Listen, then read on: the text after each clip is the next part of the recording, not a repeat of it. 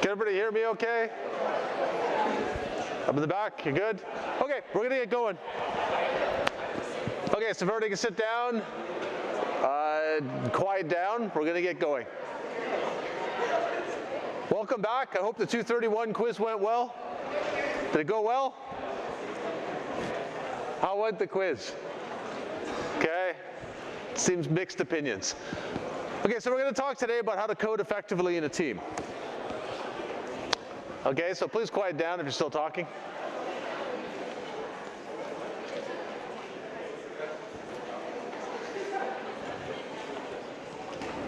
Okay, so most of your work as an engineer is going to be in a team, and that definitely includes developing software. So what do we want? We want parallel development. We want multiple team members to get things done at once without getting each other's way, without wasting work, without blocking each other. Okay, and this is harder than it sounds. So has anybody heard of this book? This is a famous book about software engineering called The Mythical Man Month. It's reasonably old, it's from the 1970s, but it's considered a classic. Who's heard of this book? Anybody heard of this? Okay, so it's written by Fred Brooks, who was in charge of a very large software project, basically writing a complete rewrite and the release of a new mainframe operating system for IBM in the 1970s. It's a very major project.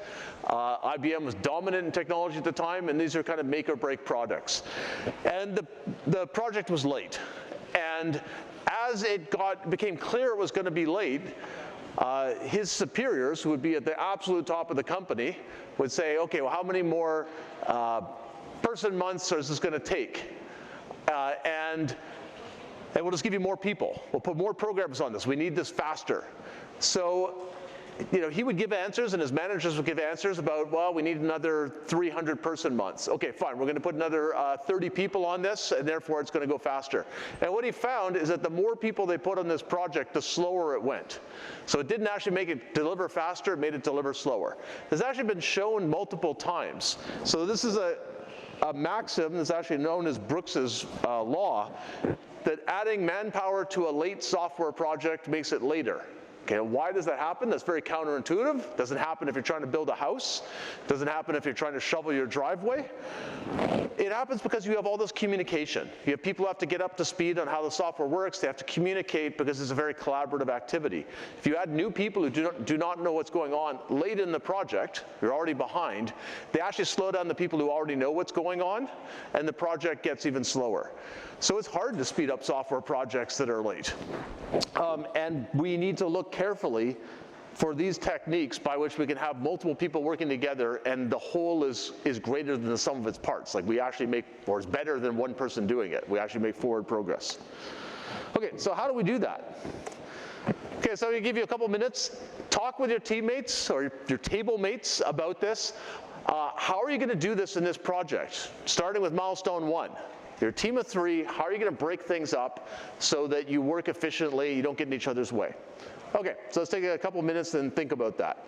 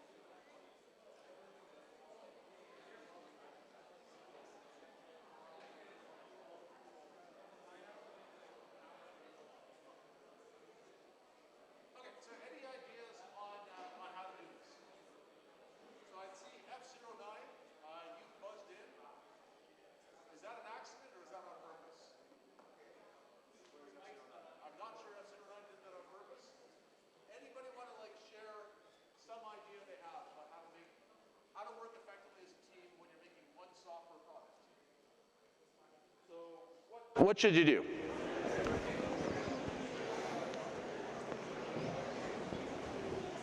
Okay, so E05. What do you think? How are you going to attack this? If you keep in constant communication with your team so they know where you're at, it makes working together a lot more smooth.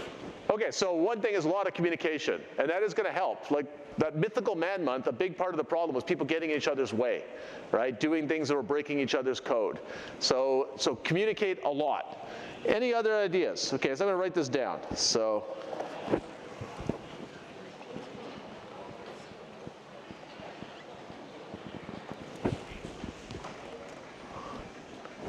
Anything else? Is it just talk to each other? Talk to each other a lot, work together a lot, is that all? Definitely a good idea, but is there anything else you should be doing? So you're starting milestone 1. Will you each just go into the lab and just start coding? Or are you going to do anything else before that? Okay, so C06, what are you going to do? Where are you? Okay, C06, what are you going to do? What, that was an accident? Okay, but okay, and you know how to turn the mic off, so you did it. So I won't call you anymore because you passed the mic test. C12, what do you think? I think it's also very good to early on establish. I'm just going to turn you up a bit. Get a bit closer to the mic if you can. Speak really loudly. Your mic seems quiet. I think it's really good to establish some ground rules at first. So it's really good to establish some ground rules. Establish some ground rules of how you're going to work? Yeah, that's a good idea. What would one of those ground rules be? Maybe like choosing a coding, like a coding style, like maybe. Okay, so that's a good idea. Choose a coding style. So maybe this is a good thing to do up front. Talk about how the code should fit together, what the style should be, rather than after the fact. Yeah. Makes sense? Let's go to E05. E05, what do you guys think? I think another really important thing is to, when you're doing commits, have very detailed messages. I guess that goes with communication. Have very detailed messages for what you add to the code.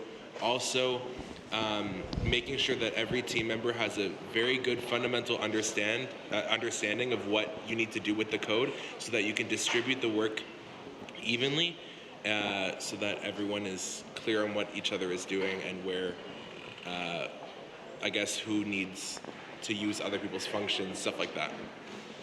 Okay, so you said a lot of good ideas there. Clear commit messages so you can see what everybody's doing, and then before they do it, make sure everybody has a good understanding of how you're distributing the work, and do that up front. Okay, so that's a key planning exercise for every one of your milestones.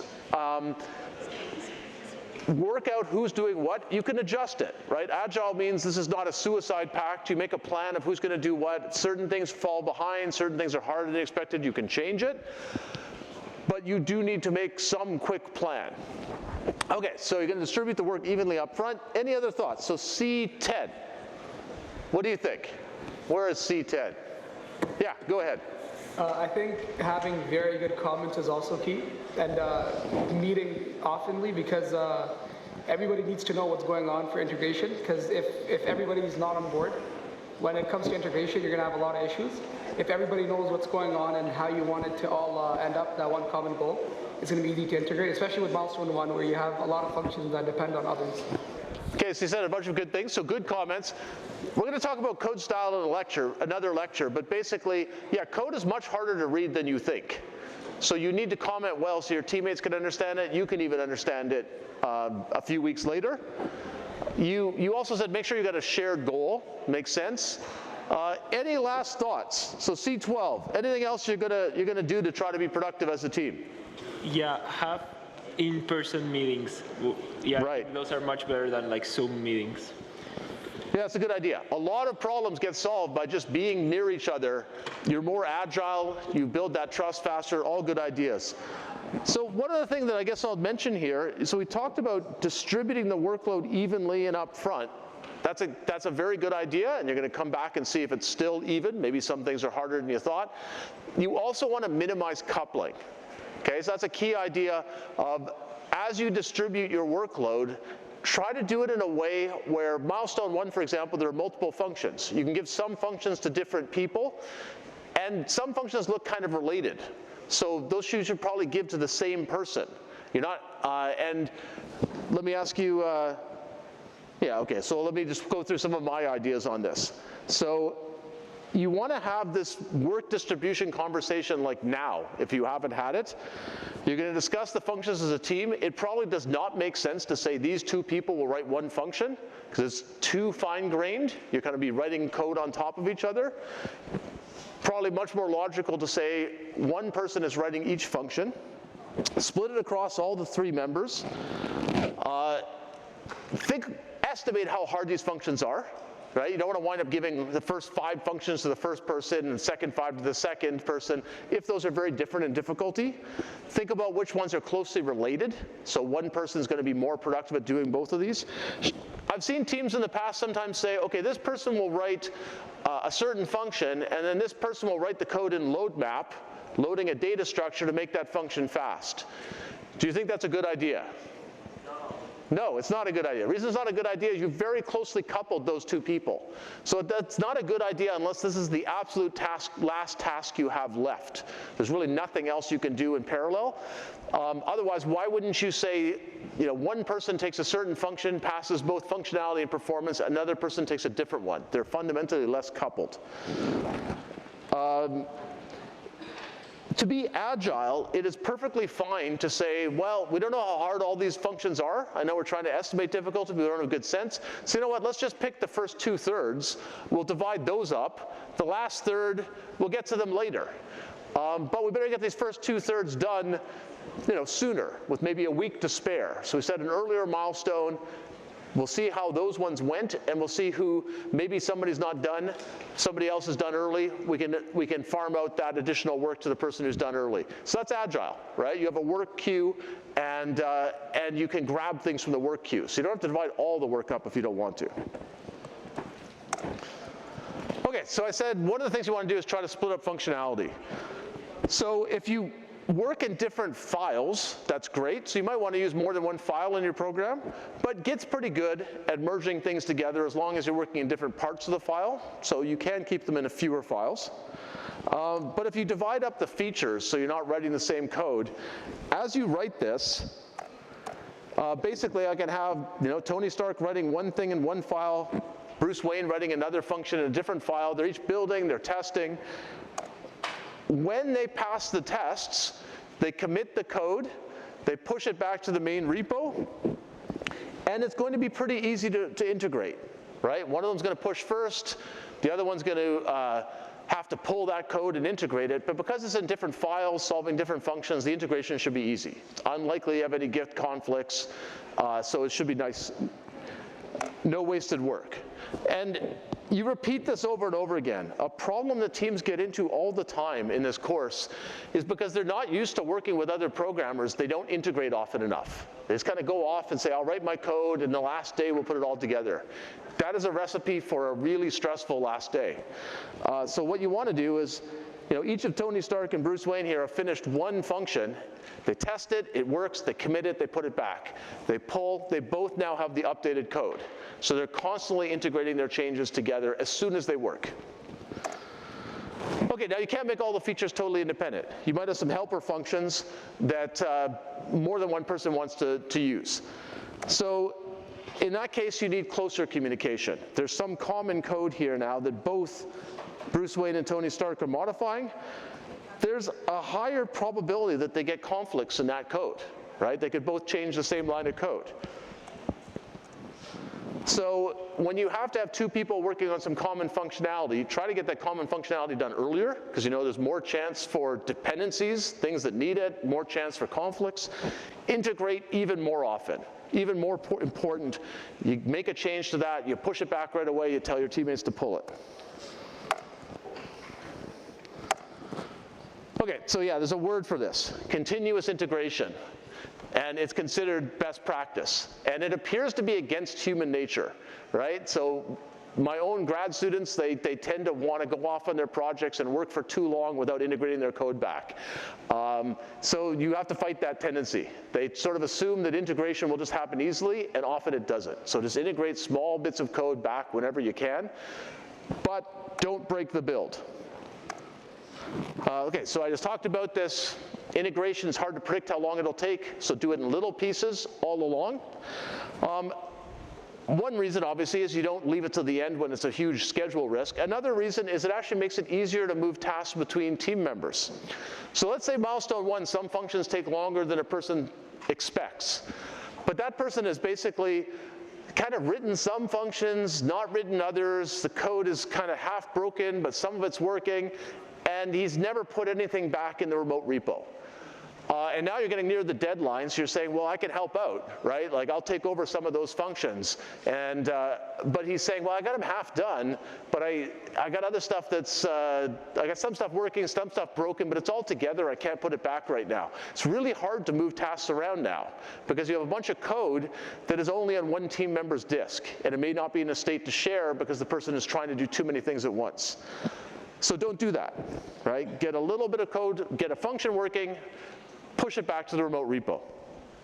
Okay, but you don't want to break the build. So don't interpret this as I wrote 3 lines of code, they don't compile, but I don't care, I'm just putting it back in the remote repo.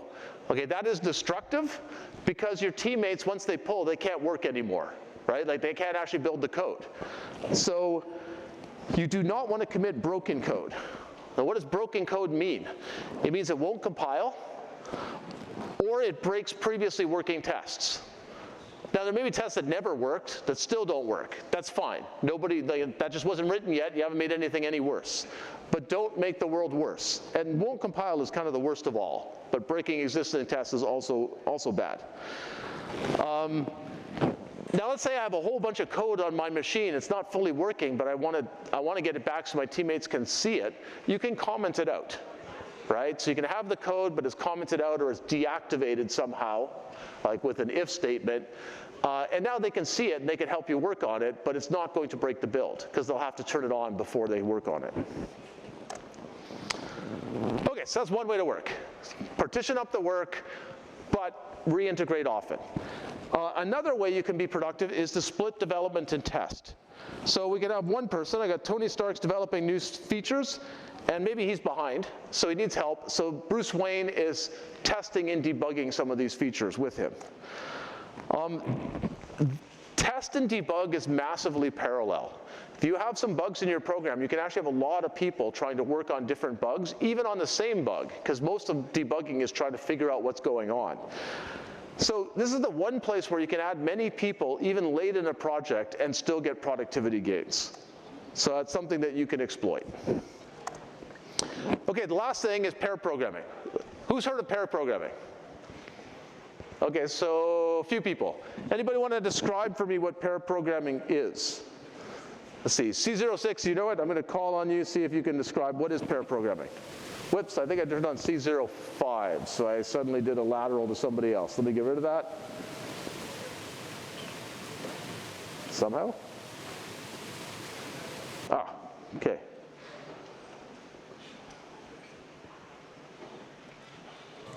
Okay, I think I finally turned you on. Is it 2 people working at the same computer taking turns programming? Yeah, so pair programming is 2 people working on the same computer. What do you think? Is this a good idea? Or is this just a way for U of T to save computers, right? We'll have 2 students per computer, maybe next year 3, who knows?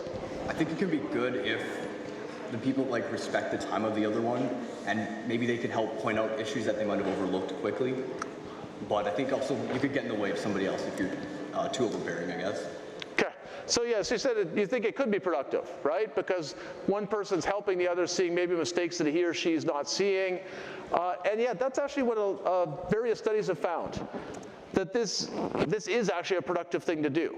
So particularly if you've got maybe some complicated things to take care of, 2 people working on it on the same computer is not a bad idea. They're typically given these names, driver. So the driver's actually got the keyboard, is writing code, and that person is basically focusing on the details. And the other person is the navigator. The navigator's reading the code, giving feedback. Wait a sec, did you think of this corner case? What if no street name matches that, etc. The driver probably gets tired faster because he or she is actually writing the code, so it's best practice to kind of switch roles frequently. Don't say, I'm at the keyboard for the next 3 hours and you're giving advice as the navigator. Switch back and forth. We also in this course tell you that one of the things we're looking for evidence of contribution and distributing tasks well across the team is get commits by everybody. So if you, and every year we'll have some students who say, well, I was pair programming, I have no commits, but Bob made all my commits. Don't do that. We're telling you the best practice is to switch frequently, so you should both have some commits. When you switch, actually go to another computer or log out and in so another person is actually making the commits. So it's pretty intuitive, how would you do this? But if you want to, this website has a tutorial on how would you do pair programming. Okay, so is this a good idea? Like, is this more productive or not? So there are studies on this. What they find is with pair programming, there is less code written. You'll get more code written if you give two people two computers and they go off and work on different things. But the code that is written is of higher quality. You spend a large fraction of your time as a programmer debugging. So basically, there are the mistakes that the driver, the person coding, would make. There are mistakes that the navigator, the person seeing more of the big picture and watching for errors, would make. And what makes it into the code is now actually just the intersection between those, which is smaller. So you get fewer bugs, you get higher quality code. It does other benefits. Okay, you're in a new team. You don't know how you work together. You're solving new problems. This helps the team become more cohesive because you're forcing a lot of communication. It grows the expertise of your team members. So by doing this, you're sharing knowledge, and you each become better. And it helps team members read each other's code. So you're trying to learn what code do you write, how do you comment so that people can understand it. And coding in this way with two people rapidly teaches you that. I can write this and I think I know what I meant, but the navigator has no idea what I'm doing. So maybe I have to change my variable names, maybe I have to change my structure, use more functions, and maybe then it's more understandable. Okay, so most studies on this say that it is actually more productive to do pair programming for new teams because of these benefits where the team's getting more cohesive, people are sharing knowledge, there's mentoring, or if one programmer is not an expert. So then the person is learning, being mentored by the expert. Once teams know things well, you have fairly senior programmers, then you can do some pair programming, but programming more independently becomes more productive. So it's some of each. Okay, so as you're working in a team, you're going to have some conflict, some issues sometimes. So let's talk about that. Okay, in a common one, I told you don't break the build, right? So don't put back code that doesn't compile or breaks tests that used to work. But it's going to happen that the build gets broken. Probably, and this happens to most teams. Okay, so Professor Chong and I are in a team, and I come in, I pull the latest code, I build it, and it doesn't work. So I send him this email, because this is work. This is a problem. I can't do my work while the software is in this state. So what do you think? I'm going to give you a minute. Think about this email that I've sent. And being able to send good emails is actually a very important skill.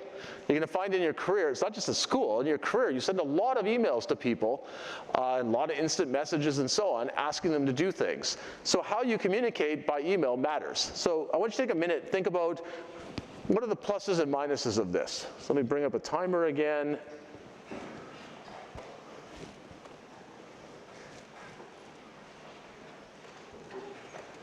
It's a short email, so I'm not going to give you very long. But talk about with your teammates of, is this a good way to communicate this? If not, what would you do to improve it?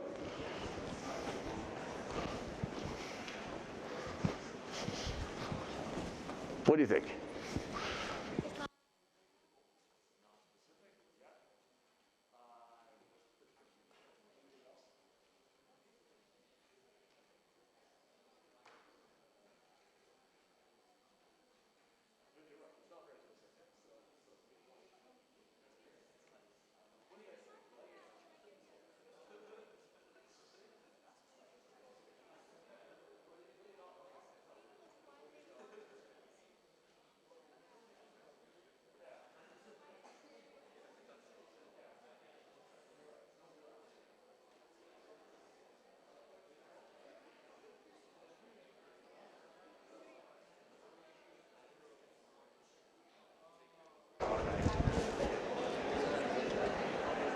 Okay, so looks like F04, I don't know if you turned this on accidentally, it looks like you have an idea, I'm going to call on you.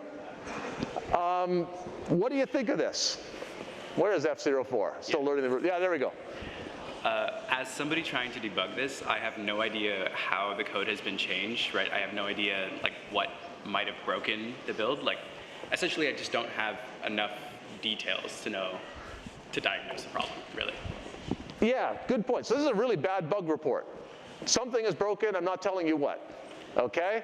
So it's not very specific. It's going to make it hard for me to reproduce it. Any other issues with this? What do you think? So I heard some good ideas from A12. A12, how about if I call on you guys? Because I know you have good ideas on this. So what do you think? What do you not like on it? I think generally it's just too vague. You don't know, like there's no detail as to what's being broken, how long, how important it is, or, just generally like, there's not enough information that you can work off of.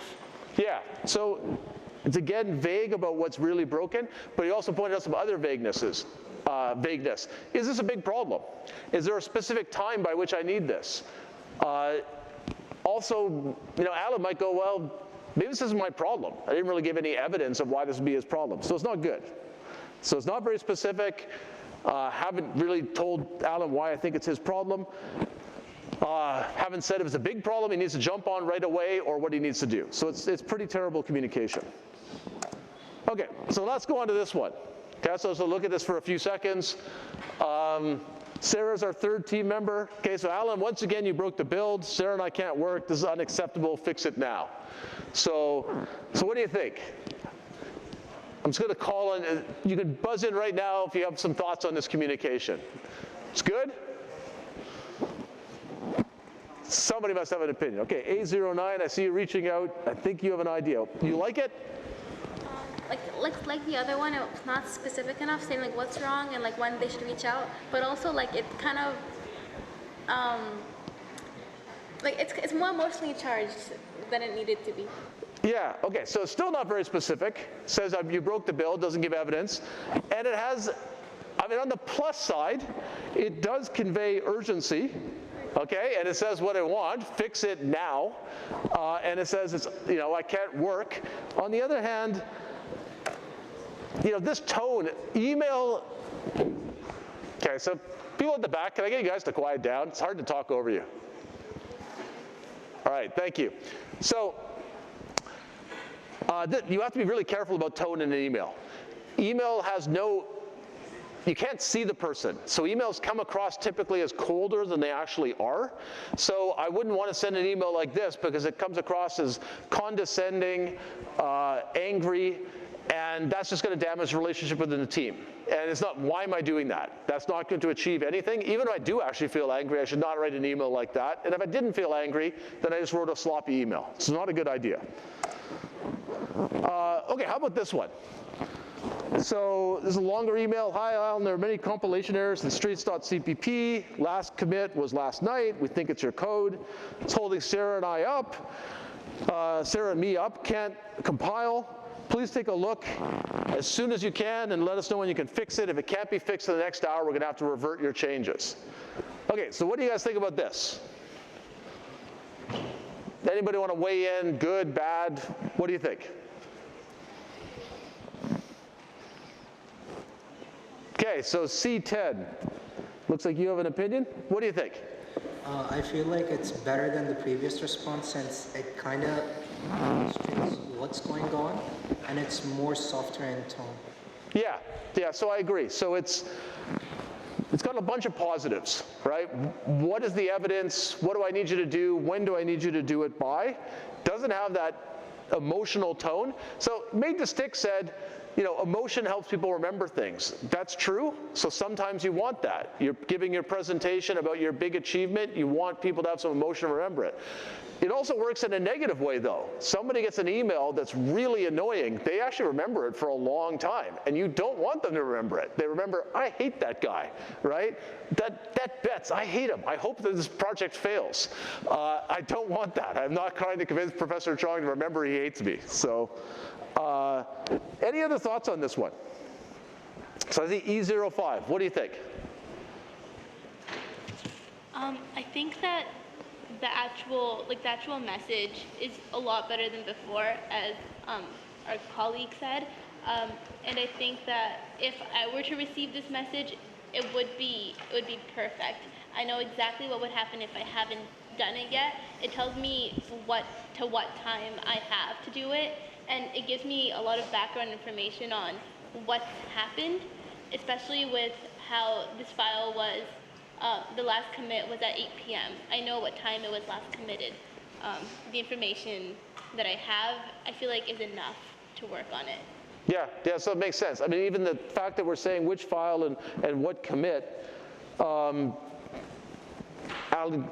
can immediately start working on, we've been given pointers to the bug. It's probably here, but we don't know what to do.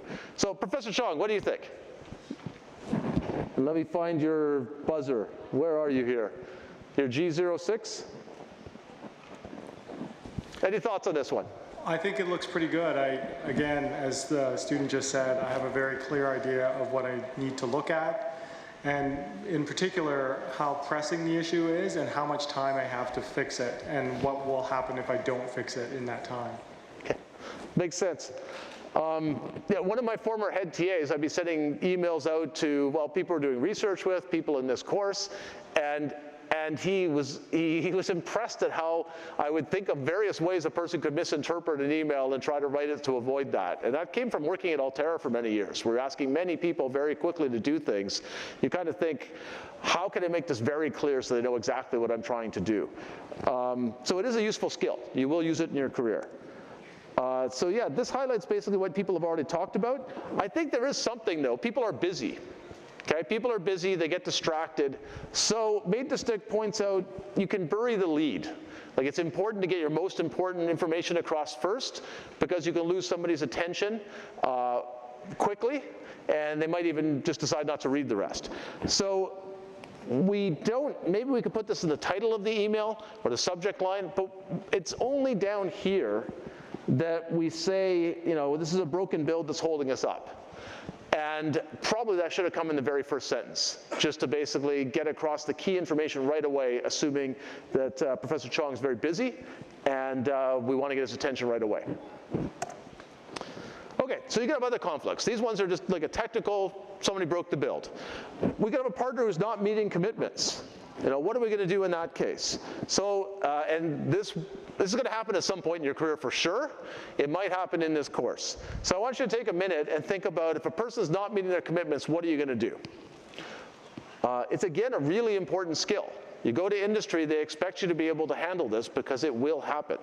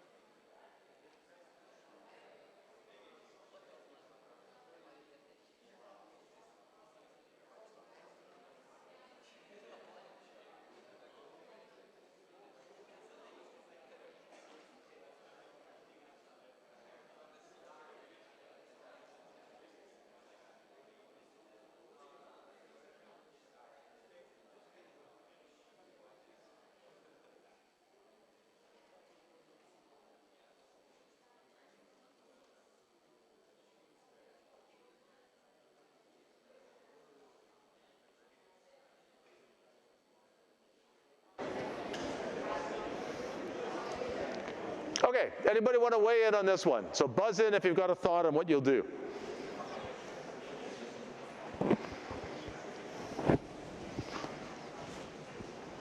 Okay, so here's my solution.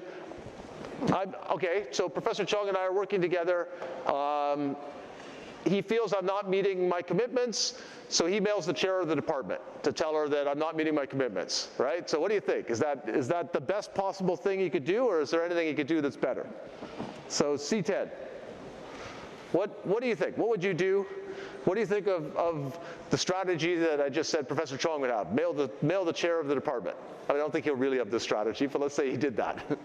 I would say that would be very harsh to begin with. Again, it would damage the relationship with your teammate, right? I would say, like, instead of doing that, it would be much better to just talk with your teammate about it, like, why is he not meeting the deadlines? Because, for example, he could be weak at time management, so you could give him tips on time management. And if that doesn't work, and if he has harder functions supposedly that are with high speed requirements, he could consult his teammates to ask for advice and maybe follow the pair programming where if his teammates are free, they can help out as well. And yeah, pretty much that's it. Yeah, good idea. So you said talk to the person. This sounds really obvious, but every year, Professor Chong and I will each get multiple emails from teams saying, Bob has been driving me nuts all semester. He's done nothing. I can't take it anymore. I want all his marks, and I want him out of my team, and please don't tell him I said this. And we don't want people to do that, right? Talk to Bob first, right? Talk to Bob when the first problems arise. You can escalate it to us, that's appropriate, if things aren't getting better. But there shouldn't be, I haven't said anything all semester, and now I want to essentially go nuclear right away. So you said don't do that, talk to the person. Talk in person.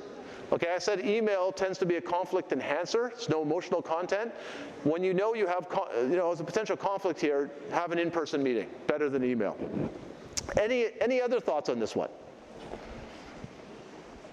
Okay, so I'm going to go to Professor Chong. I kind of gave him, I made him the stand-in for sort of not a very good strategy. Let's get some better strategies from him. So, Professor Chong, anything you would add to this? I would say there's been a lot of talk about missing deadlines and then people finding out about missed deadlines when they go to work. I think that with good communication, you should know that your partner or your group member is not going to meet a headline ahead of time, and you should be able to develop a strategy to figure out when that deadline is going to be met and how to actually kind of revise your strategy before it actually becomes a problem.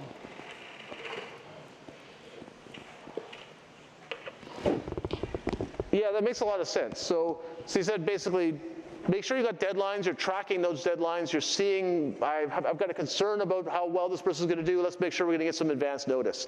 I had to do this in industry, so if a person is not meeting his or her commitments, I would manage that person gradually more closely, right?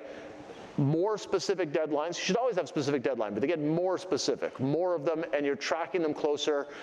So you're having these frequent conversations, and they're concrete. You know, you had this deadline, it was Tuesday, now it's Thursday, it's not done, what's going on? So yeah, all good ideas. So I wrote a few of these down, okay? So I already mentioned that. Again, this meeting where you're talking about some conflict, you're trying to be factual, not emotional. This is not a case where you're trying to use emotion so the person remembers. You're trying to bring down the emotion so they don't remember the conflict. You try to get to the solution. You will probably have to talk multiple times. Maybe it was just a miscommunication, it goes away, but it's pretty common that if there's a pattern of a person doesn't meet his or her commitments, that continues for some time. That's okay, right? That's part of the process. If you have to be a bit patient, you go, I may have to talk multiple times, employ multiple strategies. Write down the outcome on the wiki, right? That's how you're tracking those deadlines and those that Professor Chong talked about. Don't just have a verbal agreement, you're going to get this done by Tuesday. Write it down so everybody agrees on what the commitment is. Should you talk to your TA or CI? You definitely should. Your TA and CI are like your management. They should be brought into this conversation if the conflict is persisting. It doesn't mean it's irresolvable, it's just you're not hiding it. But you always want to tell your teammate first, because you're trying to resolve it. That's how adults behave, right? When you're a child, you just tell your parents to make your brother or sister do what you want. Eventually you figure out that doesn't work anymore. It doesn't work in industry either. So you try to resolve it. But if it's not resolved, you don't hide it. You write it down on the wiki, and you start discussing it, the whole team and the TA. And if the other teammate actually won't show up, which would be an extreme case of not meeting commitments, well, then you talk with the TA about that as well. Okay, does that make sense? All right, so that's it for conflict, and now we're on to something a bit more, get a little more technical about testing. So the philosophy that you should have in your whole engineering career is if you didn't test it, it doesn't work. So you assume all code is broken until proven otherwise, because usually it is, and this is a safer assumption. You also want to have the mindset of you look at what a program does, not what it's supposed to do. So we talked in the debugging tutorial this week about how you're a detective. You're trying to find bugs by forming hypotheses, checking them, and gradually getting to the root cause. Okay, so it sounds obvious. Think about what your program does, not what it's supposed to do, but I've had a huge number of conversations over the years with students who will tell me, my program does this. And I say, but you say it doesn't work. And they go, well, yeah, it doesn't work, but this is what it does. They're telling me what it's supposed to do. And they need to get out of that mindset and say, when I do this, the program does that. Now, I want it to do this other thing, but it doesn't. So have that mindset. You want to think, with testing, you want to kind of think of how could anything make it through my tests? So as you're writing your code, you're thinking, what are all the cases that might occur? Try to cover them. And then as you make your tests, you're trying to make all the corner cases and weird combinations you can think of to see, did you cover them all? Okay, when do you test? So some people try to make tests at the very end of a project. It's not a great strategy. You want to develop tests as you code, or even better, before you code. That's called test-driven development. Now, it can be hard to write tests before you write the code, because you might not quite know how to make the tests, but that is a good practice if you can. Otherwise, make sure you're making them together.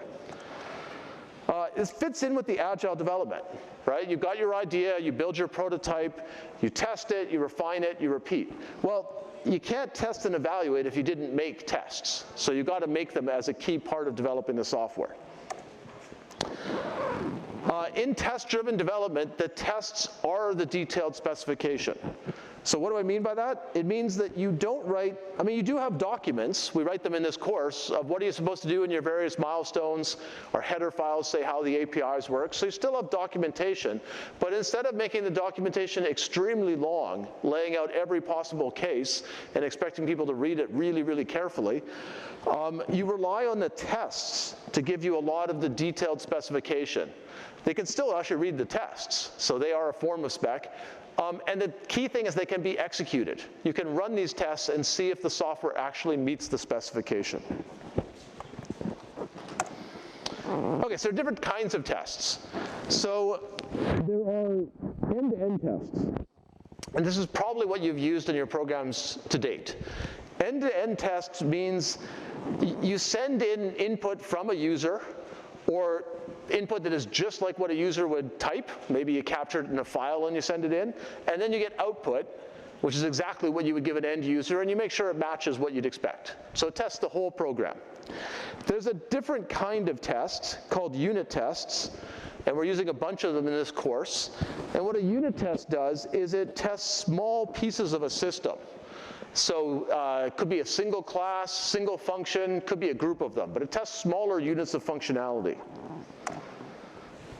Okay, so what do you think, if you've got any thoughts on this, buzz in. What do you think the strengths and weaknesses of these two kinds of tests are? And you should have some of both. So these both exist, they exist for a reason. But what are the strengths of system tests and what are their weaknesses? So if you've got an idea, hit your microphone and I'll call on you. Okay, so C12. Thank you. What do you think? Where are you, C12? Okay, there you are. So for unit tests, you can make sure everything works, and then putting it together should be a lot simpler. I guess that's the whole idea. And for systems tests, benefit would be that you only care about what the user ends up seeing. Okay, so the unit test can test your components, and then no matter how you put them together, they should work. That's the idea, I think. So maybe a deeper level of testing. And then system tests basically only test what the user does, which you could consider a strength if you're not testing weird stuff that a user will never do. But it can be obviously harder to have deeper tests. Yeah. how do we know we covered all user input and we never checked any of the internals? Okay, so only test what a real user could do.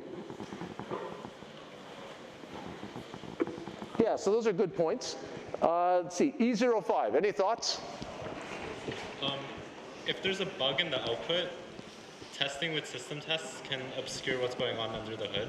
So you might not know what's going on, and it might be a little difficult to debug with system tests. Yeah, that's a key advantage of unit tests. If I have a system test that fails, okay, I sent in this input, I got this output that's wrong, the cause could be anywhere in the program. So my debugging, I should use what we talked about in the tutorial this week, a wolf fence method to try to figure out where is this bug coming from, because like whole program, I can't read that. You know, the last program that I was architecting when I was in industry, Cordis, was 11 million lines of code. Okay, so you can imagine if I go on a bug, I'll just sit down and I'll read all 11 million lines of code and see if I can find it by code inspection. That's going to be hard. So a key advantage of unit tests is because they're testing a small amount of functionality. If they fail, it's obvious where to go look, right? It's in the class or the function or the set of functions that you're testing. So those are excellent points. So I'm going to erase this and talk about what my thoughts were.